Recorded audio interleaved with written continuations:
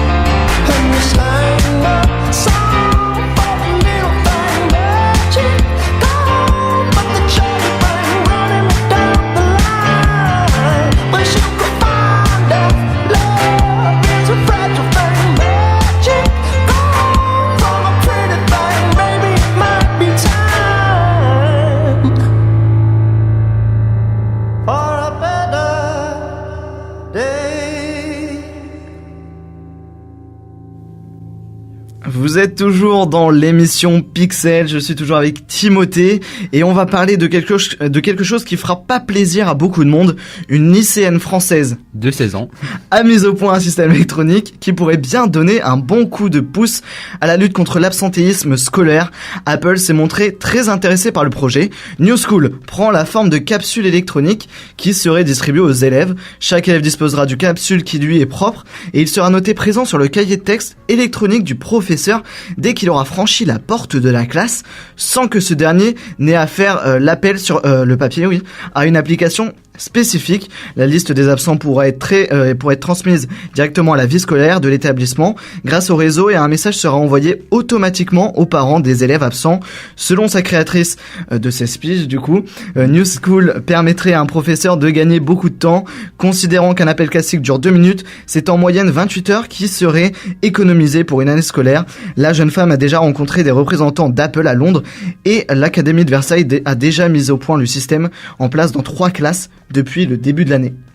Alors voilà quelque chose qui fera, je pense, pas plaisir à beaucoup de monde. Bah, il y aura plus moyen de gruger, quoi. C'est voilà. tout. C'est ça. Après, pour les bons élèves, c'est sûr que bon, on s'en fout. Oui. Comme nous, par exemple. Oui, toi, tout à fait. Oui. Tu t'en fous, par exemple. Voilà. Mais bon, c'est-à-dire que le moindre retard, même d'1 minute, pourra être noté. C'est voilà. quand même assez. Ça sera assez embêtant quand même, j'ai envie de dire. Oui. Mais c'est vrai que bon, elle a 16 ans quand même. Elle a créé ce New School. Ouais, comme on l'appelle. C'est assez impressionnant en fait. Et puis c'est une entreprise. Ouais, c'est vraiment quelque chose qui allait passer sur BFM TV, etc. Oui. Ouais, j'ai vu ça. Ouais, elle a été interviewée, c'est quand même assez impressionnant.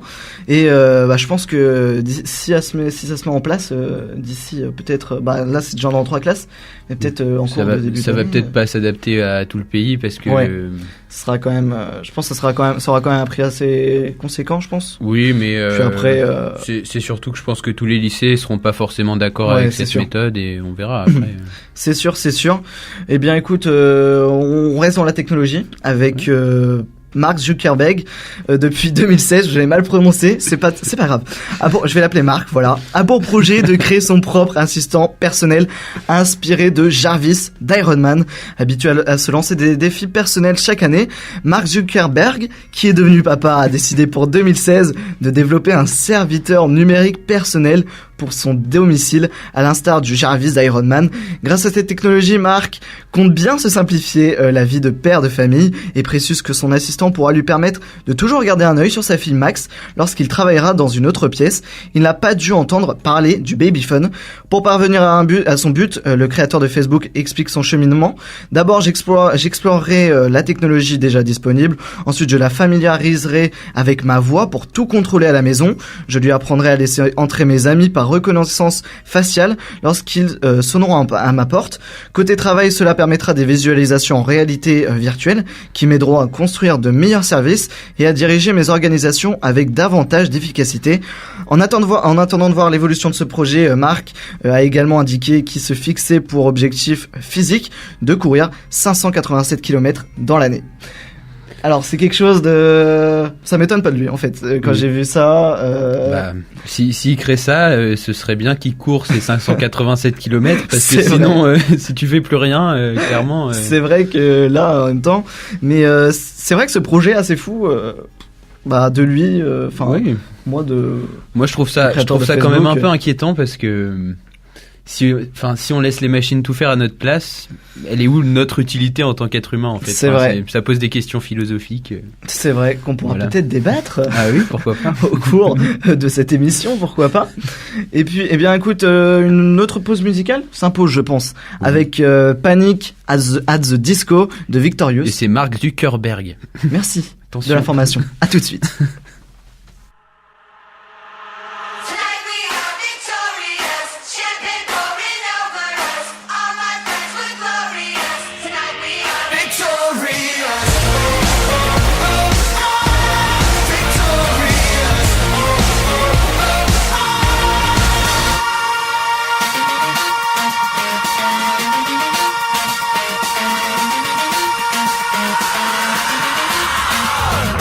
Double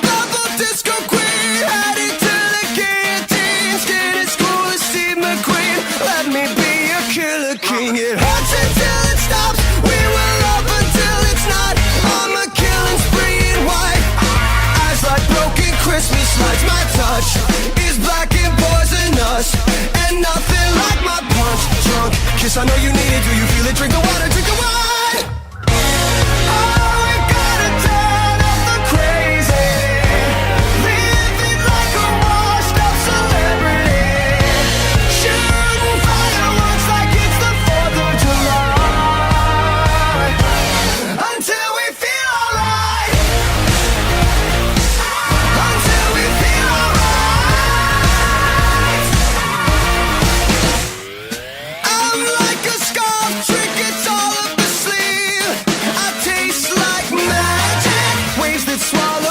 Deep through the pain, catch the shark, bleed the water red.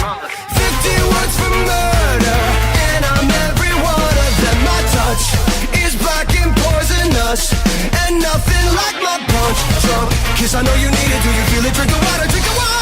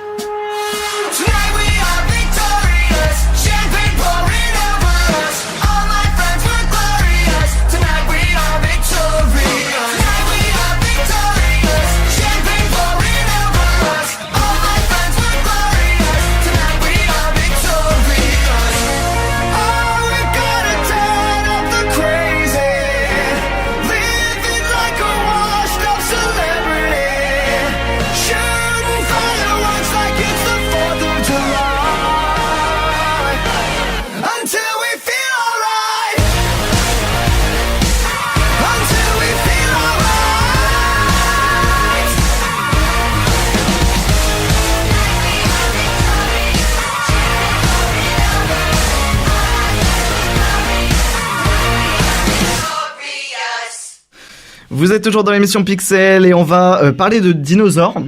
C'est assez particulier, donc on continue d'en savoir plus sur les dinosaures. Selon une étude scientifique, ces géants du Crétacé dansaient en grattant le sol pour séduire les femelles. Et oui, c'est pas une connerie.